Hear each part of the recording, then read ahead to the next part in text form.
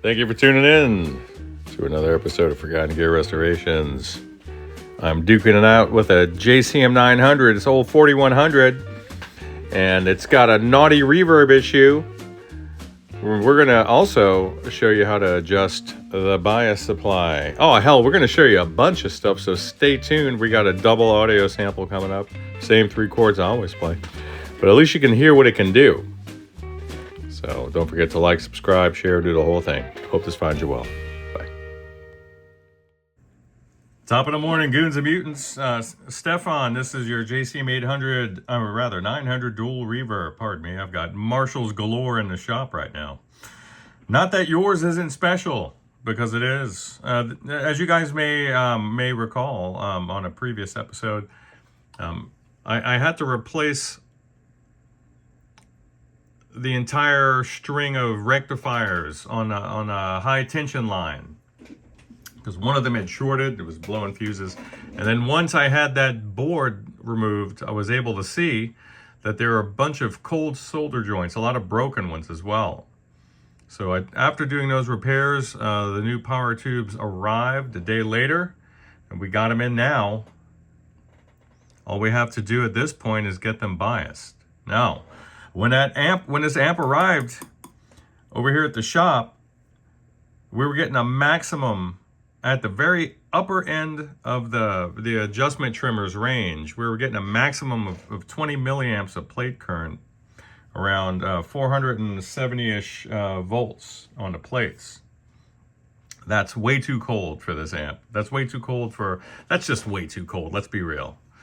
So now what are we gonna do? Well, we know that a lot of the contemporary tubes that are floating around out there, compared to their 90s or even more vintage counterparts, are gonna come in a lot colder. And being that this one's at the top of the range and there's no room left for adjustment, the only move we have left is to swap out that range resistor, which in this case, right next to the red lead, you can see there, it's designated R28. On this particular amp, that's the preset resistor. This is the one that feeds that the bias range trimmer. What I like to do is I have a decade box. And you can see some little test leads I have clipped in there. I clip out the resistor as close as I can to the body to leave sufficient leads for these little guys to grab onto. On the decade box, I'll dial up the stock resistance. Let's see if I can even get you down there or rotate it down there. So this isn't the case now, but before I started filming, I had 56 K's worth of resistance dialed up. And I ran into the same problem, obviously, at the very, very end of the clockwise rotation. So my process is, and probably for a lot of you other goons out there, my process is I back off the trimmer till it's right in the middle of its sweep. Then I dial up using the decade box the resistance that puts it right in the ballpark of about 60% max plate dissipation. And this is going to give us adequate room to go much hotter and much colder. This is a 50K trimmer. And then I obviously remove the leads. We're gonna flip the board over and then substitute the appropriately valued resistor. And in this case, it's 27K. That's what gets us there. And then we'll just season to taste once I have that thing installed. So update you guys soon, or I may just end up going straight to the audio. Kind of a busy day. All right, Stefan. So here's the sound sample.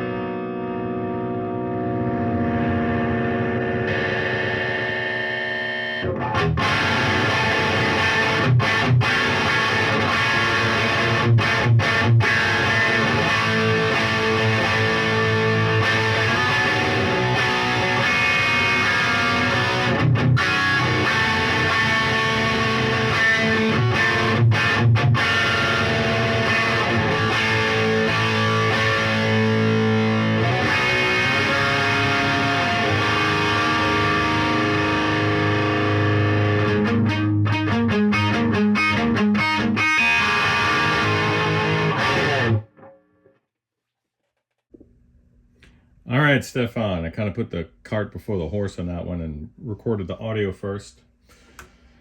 So you'll notice these guys here with some tape on them, and that's because the caps were loose. So just give it 24 hours and then you can take the tape off and you'll be okay.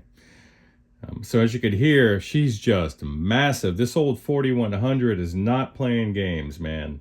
What a beautiful sound. A ton of gain with a ton of note separation and clarity because there's not an overabundance of gain stages. Just beautiful. You could literally take the gain all the way up to 20, full up, and not have any issues with microphonics or feedback. I've really come to respect these 900s. Such an iconic sound that could just do everything. Everything rock related, I think. It does beautiful cleans as well. And then rolling the gain back a bit, you can get a beautiful crunch. Beautiful amps, man. Yours is not delivering the reverb at the moment. I'm not sure why. I'm getting good attenuation and augmentation of the signal when I'm turning up the reverb levels, so I know the send and return are working.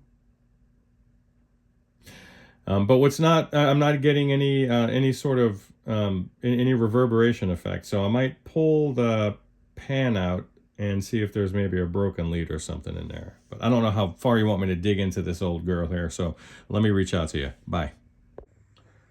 All right, Stefan, sorry for the poor camera work, but I think I found the issue. The ground lead is broken off of this inductor here. So I'll see. I don't have a replacement tank, but I do have a little repair that I can attempt, and I'll let you know how that goes. Bye. All right, Stefan, your lack of reverb comes down to a broken wire off of this transducer, and I'm not able to strip and reseat the thing and its former connector here. So we can do something more reliable than that. The green lead will go on the farther of the two pins here. Let me try to point it out. This is a terrible angle. And you can see I snipped this one a little bit shorter. Why? Because I'm gonna loop these guys around and I don't wanna have a potential short there. So the green will go on a longer one and the black will go on the shorter one.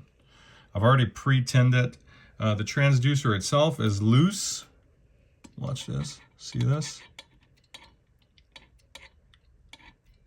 Very loose.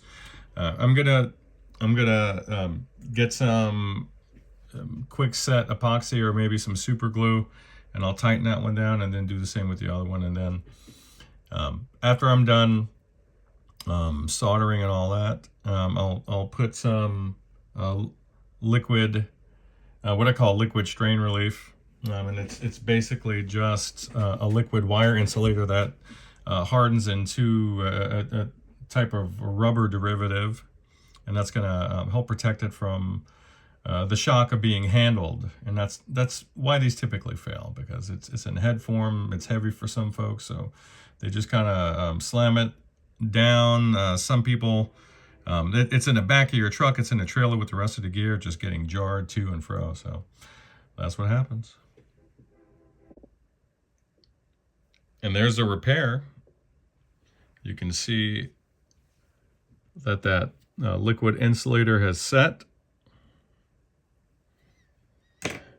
And the beautiful thing about this stuff, and I've said it before, is that if it's on, if this breaks again, you just get a new pan. This thing is from like '94, if I'm not mistaken. If it's on other components that need service, it's quite easy just to peel it off. It leaves no residue behind. So I don't think they make this stuff anymore. What am I talking about? I'm talking about this stuff. MG, I'm zoomed in, so sorry about that. MG Chemicals connector coating. This is like a 10-year-old bottle, and it's still good. It's insane.